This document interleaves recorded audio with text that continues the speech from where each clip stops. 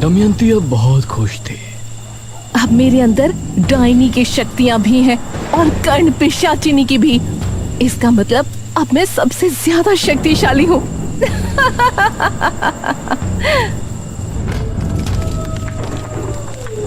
दमयंती ने राक्षसी देवी को प्रणाम किया और फिर राजा भीम सिंह के महल की तरफ चली गई। राजा भीम सिंह उस समय अपने शयन कक्ष में सो रहा था। तभी उसे महसूस हुआ कि कोई उसके सीने को सहला रहा है। वो हड़बड़ाहट में नींद से जागा। कौन है? आंख खुलने पर उसने दमयंती को अपने बिस्तर पर पाया तो वो हैरान रह गया। अरे दमयंती, तुम? जी महाराज, हम। कहाँ चली गई थी आप? उस रात से आप कहीं नजर ही नहीं आई। हमने आपको कितना खोजा, आपको पता है? महाराज, आपने हमारे साथ जो किया उससे हमें बहुत बुरा लगा था, लेकिन बाद में हमने सोचा कि आपने हम पर इतनी दया की थी, हमें अपने महल में जगह दी थी। आपके एहसानों के बदले तो हमें जीवन भर आपकी सेवा करने में ही गुजार देना चाहिए। यह सुनकर राजा खुश हो गया। ऐसा नहीं है दमयंती, आप बस हर रात हमारा अकेलापन दूर कीजिए, यही हमारे लिए काफी है। क्यों नहीं महाराज? ये कहकर दमयंती महाराज पर झपटी।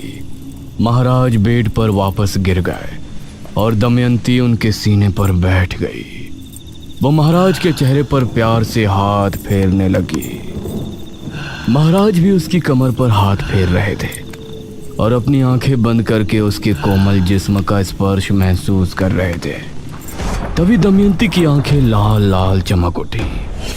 उसके नाखून लंबे होकर राजा के सीने में चुभने लगे। भीम सिंह ने जैसे ही आंखें खोली तो दमयंती का नया रूप देखकर वो हैरान रह गया। हटिए, कौन है आप?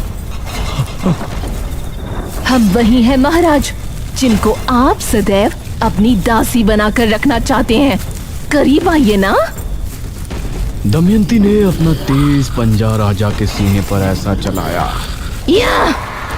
कि अगले ही पल भीम सिंह का दिल दमयंती के हाथ में था।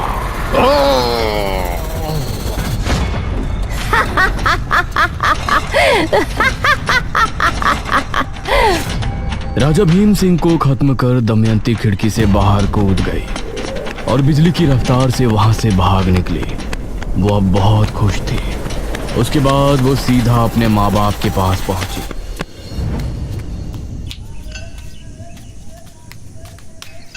अरे दमयंती बेटी। उसकी माँ ने उठकर उसे गले से लगा लिया। कहाँ चली गई थी बेटी? अब कहीं नहीं जाऊंगी माँ। लेकिन उसका पिता तभी उस पर गरज कर बोला। कहाँ मुंह काला कर रही थी इतने दिनों से? मिल गया होगा कोई प्रेमी जिसके साथ तू रंगरलियां मना रही होगी। आप ऐसा क्यों बोल रहे हैं? हमारी बेटी इतने दिनों बाद आई है। इसी बात का तो दुख है। अब तो इससे जमींदार भी शादी नहीं करेगा, क्योंकि गांव में ये बात फैल गई है कि मेरी पुत्री घर से भाग गई थी। यह सुनते हुए दमयंती अपने पिता को गुस्से भरी निगाहों से देख रही थी। वही जमींदार ना पिताजी, जिसको आप अपनी इस पुत्री को 50,000 मुद्राओं में बेचने वाले थे? यह सुनकर दमयंती का पिता हैरान रह गया। अगर हम भागते नहीं तो अभी तक आप हमें बेच चुके होते। उसे विवाह नहीं, बेच फरोख कहते हैं पिताजी। यह सुनकर उसका पिता दांत भींचते हुए अपने कमरे में चला गया। माँ, मुझे भूख लगी है, खाना लगाओ। दमयंती की माँ ने उसके लिए खाना लगाया और दमयंती ने खाना शुरू किया। लेकिन काफी खाने के बाद भी उसकी भूख मिट नहीं रही थी। माँ, और दो ना, भूख लगी है। बेटी, तुम 8 रोटी खा चुकी हो, अभी तक तुम्हारी भूख शांत नहीं हुई। ये सुनकर दमयंती को भी बहुत अजीब लगा, क्योंकि इस बात पर उसने भी ध्यान नहीं दिया था। कोई बात नहीं बेटी, मैं अभी बनाती हूँ, रुक। दमयंती की माँ ने उसके लिए 4 रोटियां और डाली लेकिन उन्हें खाने के बाद भी दमयंती की भूख शांत नहीं हो रही थी। ठीक है माँ, मैं सोने जा रही हूँ।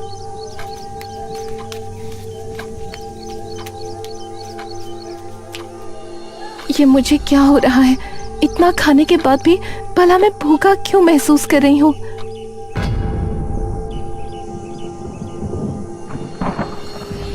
आधी रात का पहर था। चारों तरफ घना जंगल।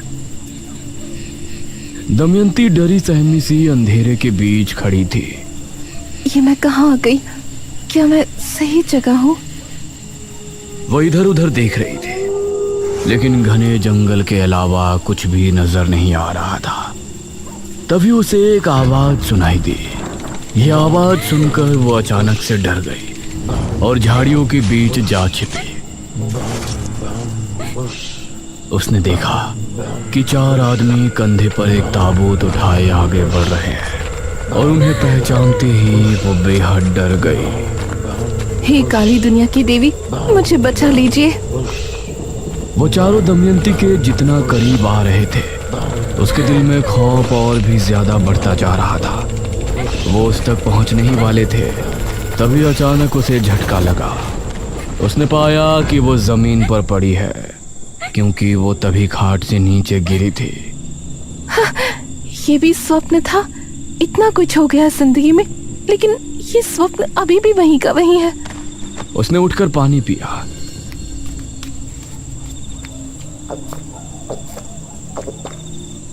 लेकिन उसकी प्यास और ज्यादा बढ़ गई। ये क्या हो रहा है मुझे? उसके शरीर में सिहरन होने लगी थी और उसकी आंखें अपने आप ही लाल होने लगी थीं। वो उसी समय जंगल की तरफ भाग निकली। उसके नाखून लंबे हो गए और वो बहुत गर्मी महसूस करने लगी। उसकी चमड़ी भी भयानक हो गई थी। ये मुझे क्या हो रहा है? तभी उसे एक अक्स दिखाई दिया, जो कि तांत्रिका का था।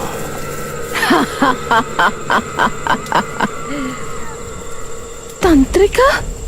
तूने मुझे मारकर मेरी शक्तियां तो ले ली है ना? तू भी अब मेरी तरह डायनी बन चुकी है। तुझे अब रोजाना एक इंसान का खून पीना होगा, तभी तू खूबसूरत और जवान रह सकेगी। ये कहकर वो आग से गायब हो गया और ये सुनकर दमयंती के पैरों तले जमीन निकल गई। वो तेजी से गांव की तरफ दौड़ी। उसे बहुत प्यास लगी थी और अब उसे बर्दाश्त नहीं हो रहा था। वो चौक पर खड़ी गांव के घरों को देख रही थी। इनमें से किसी घर में जाकर अपनी प्यास बुझानी पड़ेगी, वरना मैं ऐसे ही बदसूरत बनी रहूंगी। तभी उसे सामने एक आदमी आता हुआ नजर आया, जिसने खुद को चादर से ढका हुआ था।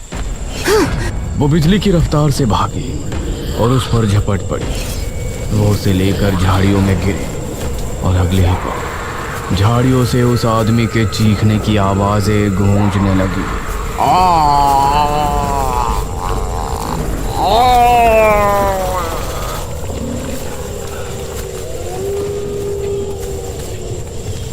काफी देर बाद दमयंती उस आदमी से अलग हुई। अब उसका शरीर फिर से इंसानों के जैसा हो गया था। उसकी आंखें, उसके नाखून सब पहले जैसे हो गए थे और अब वो खूबसूरत दिख रही थी। अब मुझे घर चलना चाहिए, कहीं माँ ने देख लिया तो सदमे में चली जाएगी। वो उसी समय वहां से भागी और घर पहुंचकर आराम से सो गई। अब उसकी प्यास बुझने के बाद उसे चैन की नींद आ गई थी।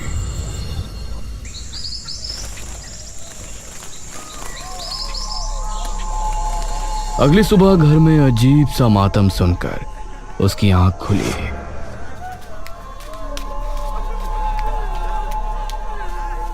वो कमरे से निकली तो उसके घर के बाहर कुछ लोग जमा थे। उसके पिता की लाश जमीन पर पड़ी थी और उसकी माँ वहीं खड़ी आंसू बहा रही थी। ये क्या? ये कैसे हुआ? जरूर इस पर किसी जानवर ने हमला किया होगा। पूरे शरीर से खून गायब है। उसने देखा कि उसके पिता के लाश के पास वही चादर पड़ी थी जो उस आदमी ने ओढ़ी थी। जिसका शिकार उसने पिछली रात को किया था। यह जानकर उसके पैरों तले जमीन निकल गई कि उसने अपने ही पिता को मार दिया था। उसके पिता का अंतिम संस्कार किया गया और अपनी मां को सफेद साड़ी में देखकर उसे बहुत बुरा लग रहा था, लेकिन अब जो हो गया था उसे बदला नहीं जा सकता था। वह हर रात को एक मर्द का खून पीने जाती और उसकी सुंदरता निखरती जाती। जो भी लड़का उसे पसंद करता वो उसी को अपना शिकार बनाती, क्योंकि उसको मर्द के नाम से ही नफरत हो गई थी। इसी तरह 40 साल और गुजर गए और अब उसकी मां भी बूढ़ी होकर खत्म हो गई। गांव के लोग उसके बारे में तरह तरह की बातें करने लगे थे, क्योंकि वो 75 साल की होने के बाद भी बूढ़ी नहीं हो रही थी। लोग उसके करीब जाने तक से डरने लगे थे और इसी तरह से 23 साल और निकल गए। एक रात इसी तरह से वो अपना शिकार करके घर लौटी तो उसको अपने शरीर में अजीब सी सिहरन महसूस होने लगी। ये मुझे क्या हो रहा है? तभी उसे काली दुनिया की देवी की आवाज सुनाई दी। दमयंती, तुम्हारी आयु अब 98 साल 6 माह हो गई है। तुम्हारे पास अब 18 माह का समय है। 18 माह? मतलब 100 वर्ष की आयु होने के बाद 15 माह के बाद तुम एकदम बूढ़ी हो जाओगी और उसके बाद कुछ ही महीनों में तुम्हारी मौत हो जाएगी। ये सुनकर दमयंती के पैरों तले जमीन निकल गई। लेकिन मैं कैसे मर सकती हूँ? मैं तो बहुत शक्तिशाली हूँ।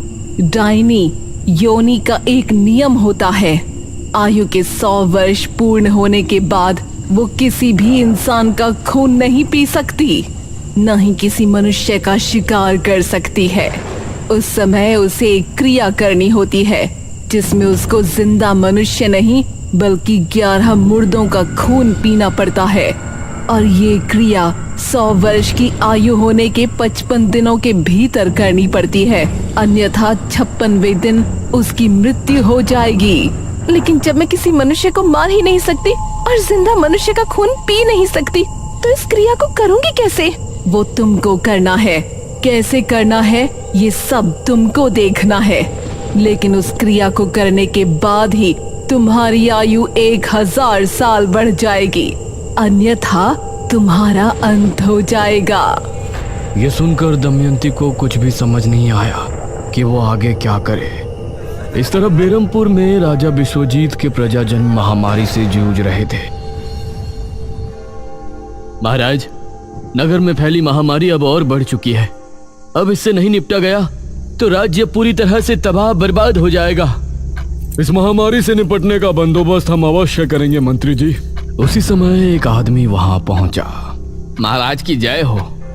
जी, कौन है आप? महाराज, हम आपके पड़ोसी राज्य बल्लभगढ़ के राजा इंद्रसेन के दूत हैं। उन्होंने आपको शीघ्र ही मिलने बुलाया है। उनका कहना है कि आपके राज्य पर जो संकट आया है उससे निपटने में वो आपकी सहायता करना चाहते हैं। पिताश्री, हमें नहीं लगता कि वो हमारी इस महामारी से निपटने में कोई सहायता कर सकते हैं। हमें स्वयं ही कुछ करना पड़ेगा। समस्या गंभीर है राजकुमारी, हमें एक बार अवश्य ही उनसे मिलना चाहिए। हम आज रात ही उनके राज्य के लिए निकलते हैं। ठीक है पिताश्री, इस महामारी का जो भी हल निकले आप शीघ्र ही वापस आने की कोशिश करें, क्योंकि अगर आप इस बीमारी का इलाज नहीं ढूंढ पाए तो हमें ही कुछ करना होगा। अवश्य राजकुमारी। उसके बाद महाराज विश्वजीत सेनापति के साथ महल से निकले थे और फिर रास्ते में उनको एक सुंदर कन्या मिली, जो कोई और नहीं बल्कि दमयंती ही थी। दमयंती राजा विश्वजीत को किस तरह मिली और कैसे उसने राजा विश्वजीत को अपने प्रेम जाल में फंसाकर अपने 11 मुर्दों के खून पीने वाली क्रिया को अंजाम दिया, ये सब आप पिछले भाग में देख चुके थे। अंत में राजकुमारी मेघालय ने दमयंती पर हमला करके उसकी क्रिया भंग की थी और फिर दमयंती के शरीर वापस शक्ति पाने से पहले राज्य की सेना ने दमयंती को एक गुफा में बंद कर दिया था। कहा गया था कि अगर राजकुमारी मेघालय के कदम उस गुफा पर पड़ेंगे तो दमयंती जिंदा हो सकती है। और 6वें भाग में आपने देखा कि राजकुमारी मेघालय जो इस जन्म में मेघना है उसने अपने पिछले जन्म के पिता की लाश को एक गुफा से ढूंढकर निशिर मोलो के हवाले कर दिया था।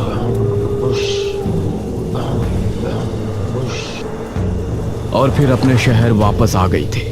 लेकिन भाग के अंत में हमने देखा था कि दमयंती एक ताबूत से बाहर आ गई है, जो कि उसी गुफा में रखा था। वो कैसे वापस आई और अब आगे क्या करने वाली है, ये सब जानने के लिए आइए देखते हैं आगे की कहानी। तभी जनकपुर का माहौल बदल गया था। तेज तूफानी हवाएं चलने लगी और आसमान में काले बादल छा गए। हे भगवान, आज तो लगता है तूफान आने वाला है। आसमान में बिजली कड़क कर बार बार गुफा पर गिर रही थी। उसकी गहराई में एक और ताबूत रखा था, जो पिछली बार भी हमने देखा था। उसके अंदर से धम धम की आवाज हुई और फिर उसका ढक्कन खुल गया। धीरे से उसके अंदर से दमयंती बाहर आई। उसके चेहरे पर अजीब सी मुस्कान थी। उसकी आंखें लाल लाल चमक रही थी और नाखून बहुत पैने हो गए थे। हम जाग उठे हैं, हम फिर से आजाद हो गए, आजाद हो गए हम। वो भयानक अंदाज में हंसती हुई गुफा से बाहर की ओर बढ़ गई। उसके चेहरे पर एक रहस्यमय मुस्कान थी, जो आने वाले खतरे की तरफ इशारा कर रही थी। वो तालाब के किनारे पहुंची तो उसे पानी में उसका अक्स नजर आया। उसने पाया कि वो बूढ़ी दिख रही है। अरे ये क्या, मैं बूढ़ी कैसे हो सकती हूँ? मेरी आयु तो 1000 साल हो गई थी। तभी उसे तांत्रिका की आवाज सुनाई दी। घबरा नहीं, पहले के जैसे अब तुझ में कमजोरी नहीं आएगी। लेकिन मैं बूढ़ी क्यों हो गई? इस तरफ मेघना इशिता से बात कर रही थी। इशिता, वो दमयंती किस गुफा में है, इसका पता तो हमने लगाया ही नहीं ना। अरे यार, हम उस गांव में गए थे मृत्युंजय अमृत का सैंपल लाने। उसके बाद तो वहाँ की राजकुमारी निकली। निशिर मोलो से हमारा सामना हुआ और आखिर में तूने उन्हें महाराज की लाश देकर हमेशा के लिए वापस भेज दिया। अब इस चैप्टर को क्लोज करना यार। उस दमयंती का क्या हुआ, तू इस बारे में क्यों सोच रही है? नहीं, हमें उसके बारे में पता होना चाहिए ना। ओ बहन, तू अब काम पर ध्यान दे। दमयंती तब तक जिंदा नहीं होगी जब तक तू उस गुफा में कदम नहीं रखेगी जिस गुफा में उसे रखवाया गया था। और हमें तो उस गुफा के बारे में कुछ पता ही नहीं है। इसका मतलब न तो कभी उस गुफा के अंदर जाएगी न कभी वो वापस उठेगी। ये सुनकर मेघना चुप तो हो गई, लेकिन उसके दिमाग में अभी भी बहुत से सवाल चल रहे थे।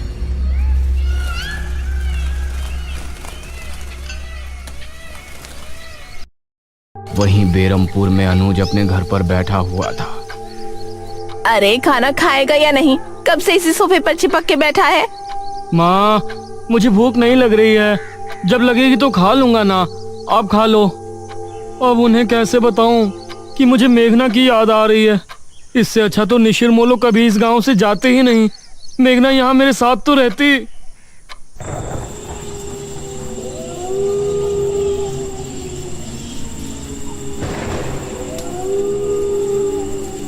इस तरफ दमयंती, जो अब बूढ़ी हो चुकी थी, उसको समझ नहीं आ रहा था कि उसके साथ ऐसा क्या हो रहा है।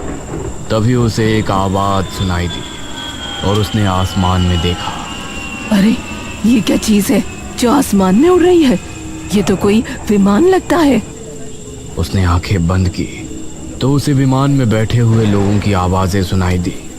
अरे इस विमान में मनुष्य बैठे हैं। मतलब इस युग में मनुष्य हवा में उड़कर यात्रा करते हैं। ये संसार इतना आगे निकल गया है। ऐसे में कितने सालों बाद उठी हूँ। कहीं मेरे 1000 वर्ष पूरे तो नहीं हो गए।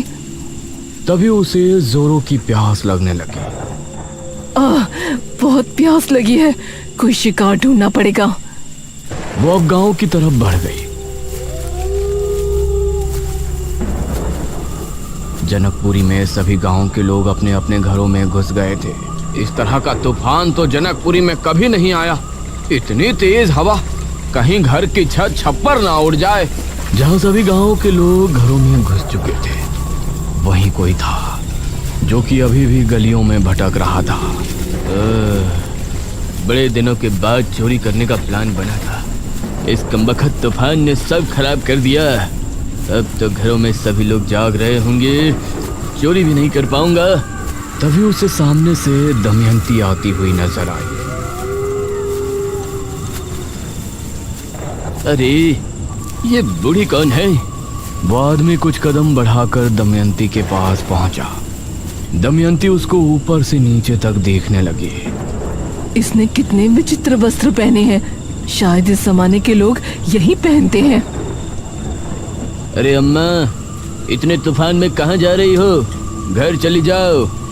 इसको सुनसान जगह ले जाकर इसी का शिकार कर लेती हूँ।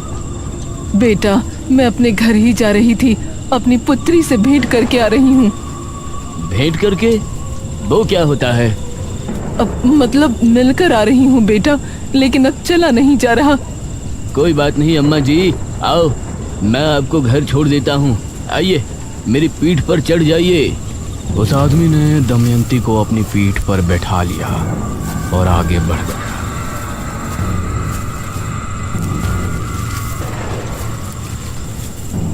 इस जमाने के लोग तो काफी शरीफ हैं। ये अच्छा है, मुझे इनका शिकार करने में ज्यादा मेहनत नहीं करनी पड़ेगी। तभी वो आदमी मन में सोचने लगा, इस बुढ़िया के घर में कोई नहीं रहता होगा, तभी तो अकेली आ रही है। अब इसके घर जाऊंगा और फिर इसे मौत के घाट उतारकर इसका सारा धन लूट कर रफू चक्कर हो जाऊंगा। उस आदमी के मन की बात दमयंती ने सुन ली और उसे गुस्सा आ गया। उसने अपने हाथों को उसकी गर्दन पर जकड़ लिया। अरे अम्मा क्या कर रही हैं? तेरा ये दुस्साहस, तू मुझे मौत के घाट उतारने की सोच रहा है? ये सुनकर उस आदमी को बहुत हैरानी हुई। दमयंती ने पूरी ताकत से उसका गला घोंट दिया। वो जमीन पर गिरकर खुद को छुड़ाने की कोशिश करने लगा।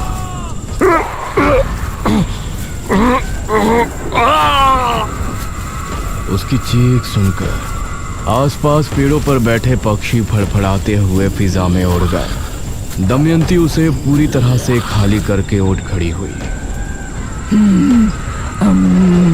अब सुकून मिल रहा है। तभी उसका शरीर ठंडा पड़ने लगा। अब ये क्या हो रहा है? तभी उसके शरीर की रंगत बिखरने लगी। उसके बाल भी काले घने हो गए। देखते ही देखते वो पूरी तरह से जवान और खूबसूरत हो गई। उसने अपने चेहरे पर हाथ फेरा तो अपनी खूबसूरती को वापस पाकर उसे बहुत खुशी हुई। मतलब मैं बूढ़ी सिर्फ इस वजह से हुई थी कि मैंने पिछले कई वर्षों से खून नहीं पिया था। इसका मतलब मेरी जिंदगी के 1000 वर्ष पूरे नहीं हुए। अब मैं राजकुमारी मेघालय से अपने साथ हुई सभी धोखेबाजी का बदला लूंगी। मार दूंगी उसको चारों तरफ से, मार दूंगी उसको चारों तरफ, तबाही मचा दूंगी। दमयंती आगे क्या करने वाली है? वो अचानक कैसे आजाद हो गई? क्या अब मेघना की जिंदगी में खतरा और ज्यादा बढ़ गया है? अनुज मेघना को पसंद करने लगा है। क्या होगा इसकी प्रेम कहानी में? बने रहिए हमारे साथ इस रोमांचक और डरावनी कहानी के अगले भाग ताबूत पार्ट 9 में भी, सिर्फ और सिर्फ स्कल टाउन्स यूट्यूब चैनल पर।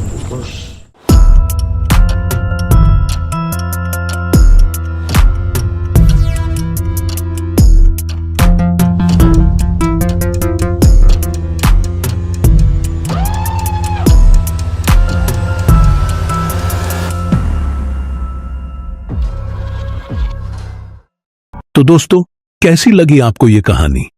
अपना फीडबैक हमें कमेंट बॉक्स में जरूर लिखकर बताएं।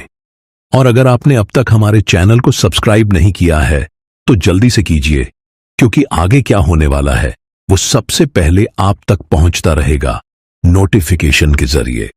और हां, बेल आइकन को दबाना मत भूलना ताकि आप एक भी सस्पेंस या हॉरर अपडेट मिस ना कर पाएं। नमस्कार दोस्तों, आज हम जिस विषय पर कहानी सुनाने जा रहे हैं वह है दोस्ती।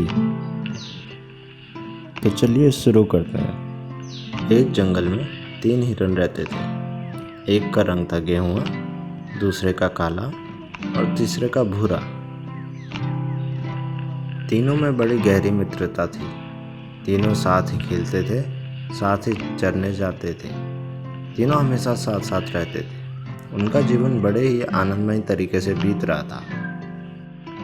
लेकिन एक दिन एक भूखा शेर अपने लिए खाने की तलाश में वहां से गुजर रहा था और उसकी नज़र उन तीनों पर पड़ी। शेर ने कुछ देर वहां बैठकर इंतजार किया ताकि उनमें से कोई उसे खाने के लिए मिल जाए। सुबह से शाम हो गई पर उसे ऐसा कोई मौका नहीं मिला। फिर उसने एक चाल चली। अगले दिन शेर बड़े ही आराम से उन तीनों के सामने गया और बोला, कैसे हो आप लोग? मैं बहुत दूर से आया हूँ, क्या मुझे पीने के लिए थोड़ा पानी मिल सकता है? गेहुआ और काली ने उसे साफ मना कर दिया, लेकिन भूरी मुस्कुराती भी बोली, जी हाँ, क्यों नहीं, मैं अभी लेकर आती हूँ। और वो उसके लिए पानी लेकर आई।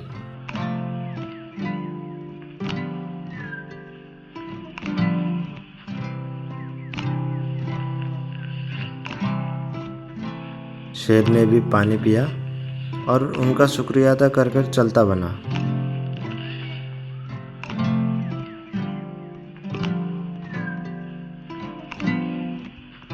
शेर के जाते ही दोनों उसे समझाने लगे कि वो एक शेर है, उसकी नीयत पर भरोसा नहीं किया जा सकता, तो दोबारा ऐसा मत करना। अगले दिन शेर दोबारा आया और भूरी दोस्तों के मना करने के बावजूद भी उस शेर से बातें करने लगी और कुछ टाइम बाद उन दोनों में अच्छी मित्रता हो गई। एक दिन दोनों भूरी के पास गए और बोले, दोस्त, तुम कहाँ जा रही हो? मैं जंगल के दूसरी तरफ शेर के साथ घूमने जा रही हूँ। सुना है बड़ी सुंदर जगह है। हमने तुम्हें समझाया था ना, उस पर भरोसा नहीं किया जा सकता। अगर तुम्हें वहाँ कोई तकलीफ पहुँची तो हम तुम्हारी मदद के लिए वहाँ नहीं आ पाएंगे। ऐसा कुछ नहीं होगा, मुझे शेर पर पूरा भरोसा है। प्लीज़ मत जाओ, मान जाओ हमारी बात। लेकिन भूरी नहीं मानी और अगले दिन शेर के साथ घूमने निकल पड़ी। घूमते घूमते सुबह से शाम हो गई। चलो घर वापस चलते हैं। घर? हाँ हाँ हाँ, पागल, यही तो मेरी साजिश थी, तुम्हें उन दोनों से अलग करूं और फिर तुम्हें खाकर अपनी भूख मिटा सकूं।